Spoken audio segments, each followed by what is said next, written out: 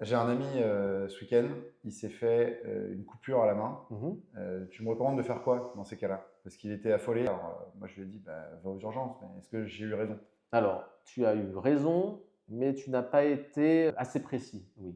Là où tu as raison, c'est que toute pleine main, à part des mains très superficielles, c'est-à-dire que a priori, juste la peau a été coupée, ok, ça saigne, on n'est pas obligé de paniquer. Vraiment, une plaie très superficielle, on peut mettre 2 points de strip ou ne rien faire, et la plaie va très bien guérir toute seule. En dehors de ces cas exceptionnels de plaie très superficielle, et en moindre doute, on va considérer que la plaie n'est pas superficielle, toute plaie de main doit être explorée.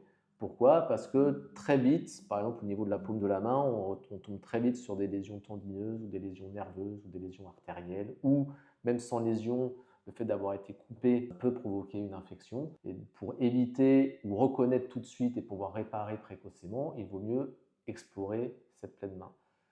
Et il existe des structures en France qui permettent d'explorer rapidement ces plaies de main, qui sont dédiées à ce genre de blessures. Ça s'appelle des SOS mains ou des urgences mains.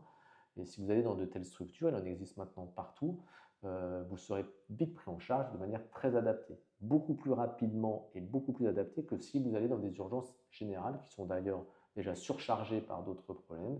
Autant aller directement aux urgences spécifiques qui vous prendront le plus rapidement et le mieux en charge.